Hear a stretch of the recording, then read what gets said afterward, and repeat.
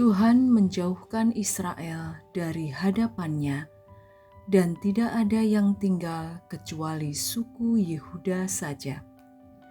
Pembacaan dari Kitab Kedua Raja-Raja. Pada waktu itu, setelah memenjarakan Raja Hosea, Salmaneser, Raja Asyur, menjelajah seluruh negeri Israel. Ia menyerang kota Samaria dan mengepungnya selama 3 tahun. Dalam tahun ke-9 zaman Raja Hosea, Raja Asyur merebut Samaria. Ia mengangkut orang-orang Israel ke Asyur, ke dalam pembuangan, dan menyuruh mereka tinggal di Halah, di tepi sungai Habor, yakni sungai negeri Gosan, dan di kota-kota orang Madai. Hal itu terjadi karena orang Israel telah berdosa kepada Tuhan Allah mereka yang telah menuntun mereka dari tanah Mesir, dari kekuasaan Firaun Raja Mesir, dan karena mereka telah menyembah Allah lain. Lagi pula mereka telah hidup menurut adat istiadat bangsa-bangsa yang telah dihalau Tuhan dari depan orang Israel, dan menurut ketetapan yang telah dibuat raja-raja Israel. Tuhan telah memperingatkan orang Israel dan orang Yehuda dengan perantaraan semua nabi dan semua pelihat. Berbaliklah kalian dari jalan-jalanmu yang jahat itu, dan tetaplah mengikuti segala perintah dan ketetapanku, sesuai dengan undang-undang yang telah kuperintahkan kepada nenek moyangmu, yang telah kusampaikan kepada mereka dengan perantaraan hamba-hambaku, para nabi. Tetapi mereka tidak mau mendengarkan. Mereka bertegar hati seperti nenek moyangnya yang tidak percaya kepada Tuhan Allah mereka. Mereka menolak ketetapan dan perjanjian Tuhan yang telah diadakan dengan nenek moyang mereka.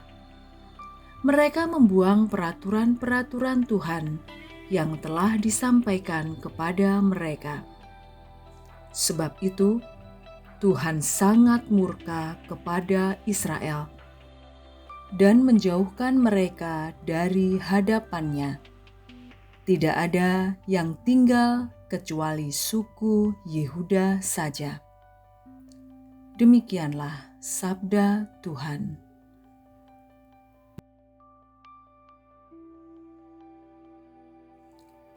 Inilah Injil suci menurut Matius. Dalam khotbah di bukit, Yesus berkata, "Janganlah menghakimi, supaya kalian tidak dihakimi. Karena dengan penghakiman yang telah kalian pakai untuk menghakimi, kalian sendiri akan dihakimi. Dan ukuran yang kalian pakai untuk mengukur akan ditetapkan pada kalian sendiri. Mengapakah engkau melihat selumbar di mata saudaramu, sedangkan balok di dalam matamu sendiri tidak engkau ketahui? Bagaimanakah engkau dapat berkata kepada saudaramu, 'Biarlah aku mengeluarkan selumbar itu dari matamu,' padahal di dalam matamu sendiri ada balok? Hai orang munafik, keluarkanlah dahulu balok dari matamu sendiri, maka engkau akan melihat dengan jelas untuk mengeluarkan selumbar dari mata saudaramu." Demikianlah sabda Tuhan.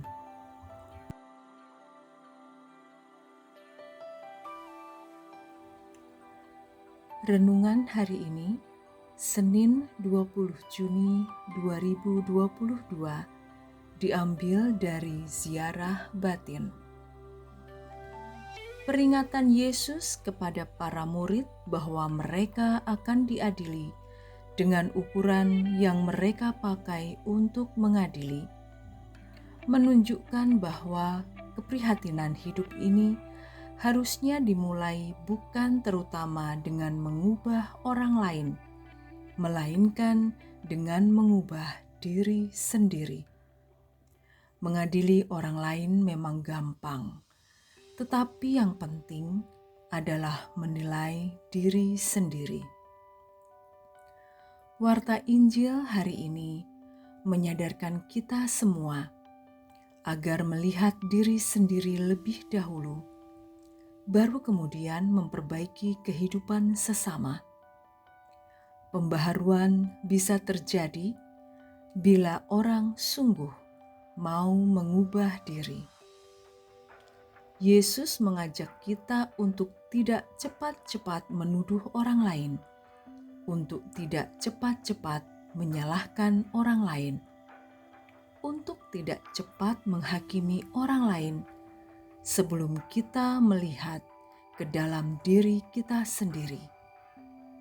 Ia menuntut kita untuk terlebih dahulu merenung apa yang kita lakukan dan ucapkan sebelum kita menuduh atau menyalahkan orang lain.